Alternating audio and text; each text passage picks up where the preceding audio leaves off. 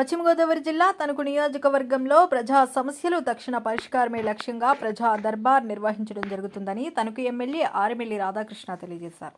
ఈ సందర్భంగా ఆయన మీడియాతో మాట్లాడుతూ కూటమి ప్రభుత్వం ప్రధాని మోడీ సహకారంతో అమలు చేస్తున్న సంక్షేమ కార్యక్రమాలు ప్రజలకు అమలు చేయడంలో తీవ్ర కృషి చేస్తున్నామన్నారు. అర్హులైన ప్రతి ఒక్కరికి సంక్షేమ పథకాలు అందిస్తున్నామన్నారు. ఈ ప్రజా వేదిక ద్వారా గ్రామాల్లో ఉన్న సమస్యలు, సామాజిక వ్యక్తిగత సమస్యలు తెలుసుకుని అక్కడే అధికారులు ద్వారా సత్వర పరిష్కారం చేయడం జరుగుతుందన్నారు. ఈరోజు ఇరగవరం మండలం ఇరగవరం గ్రామంలో ప్రజా దర్బార్ని నిర్వహించడం జరుగుతుంది. దీనిలో భాగంగా ప్రజలకు ఉన్నటువంటి సమస్యల్ని ప్రత్యక్షంగా తెలుసుకుని వాటికి పరిష్కార మార్గం చూపే విధంగా ఈ కార్యక్రమాన్ని ఒక వేదికగా తీసుకెళ్ళడం జరుగుతుంది. గౌరవ ముఖ్యమంత్రి చంద్రబాబు నాయుడు గారు, అదేవిధంగా ఉప ముఖ్యమంత్రి వారు పవన్ కళ్యాణ్ గారు, అలాగే విద్యాశాఖ మంత్రులు నారా లోకేష్ గారు, కూటమి ప్రభుత్వం ప్రధానమంత్రి నరేంద్ర మోడీ గారి సహకారంతో అమలు చేస్తున్నటువంటి అభివృద్ధి సంక్షేమ కార్యక్రమాల్ని ప్రజలకి అన్ని విధాలుగాను కూడా ఆ ఫలాలు అందించాలనే లక్ష్యంతో ఈరోజు ముందుకు వెళ్తున్నాం.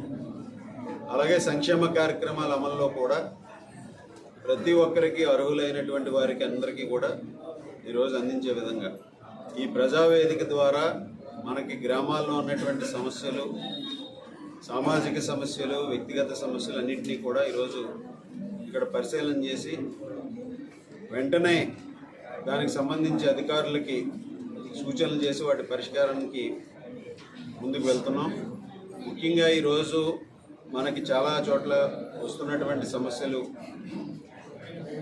డిసబిలిటీ ఉన్నటువంటి దివ్యాంగులుగా పక్షవాతం వచ్చి మంచాన బారిన పడినటువంటి వారికి పెన్షన్లకు సంబంధించి కానీ, అదేవిధంగా రెవెన్యూ సంబంధించినటువంటి ప్రాబ్లమ్స్ కానీ, దాంతోపాటుగా ఈరోజు రేషన్ కార్డుకి సంబంధించినటువంటి ప్రాబ్లంలు కానీ, గ్రామంలో ఉన్నటువంటి సమస్యలు కానీ వారు తీసుకురావడం జరుగుతుంది. అన్నీ కూడా వెంటనే అధికారులతో సహా ఇక్కడ మాట్లాడి వెంటనే దాన్ని త్వరగతిన చర్యలు తీసుకోవడం జరుగుతుంది. ముఖ్యంగా ఈరోజు కొన్ని ఉదాహరణకి అగ్రికల్చర్కి సంబంధించి తల్లికి వందనంలో ఈరోజు ప్రభుత్వం 20,000 రూపాయలు ఇస్తుంది. దానిలో 2 విడతలుగా 7,000 రూపాయలు చెప్పిన ఇప్పుడు ఇవ్వడం జరిగింది. దాంట్లో రాష్ట్ర ప్రభుత్వం వాటా 5,000 రూపాయలు, కేంద్ర ప్రభుత్వం వాటా 2,000 రూపాయలు ఇవ్వడం జరుగుతుంది.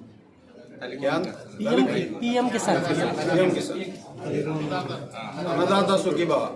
అన్నదాత సుఖీభావ పథకం ద్వారా 20,000 రూపాయలు ఈరోజు ప్రభుత్వం ఏదైతే ప్రతి రైతుకి అందిస్తుందో దానిలో భాగంగా మొదటి విడతగా 7,000 రూపాయలు, రెండో విడతగా 7,000 రూపాయలు, 14,000 ఈరోజు రైతుల ఖాతాల్లో జమ చేయడం జరిగింది.